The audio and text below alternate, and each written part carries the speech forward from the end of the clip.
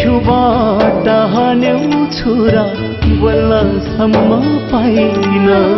हेर्दा हेर्दै पराई भयो रोक्नै सकिन।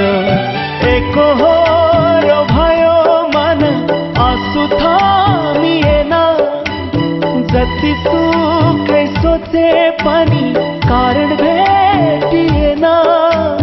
खाएको कसम तोड्नु थियो भने लाएको माया भुल्नु थियो भने।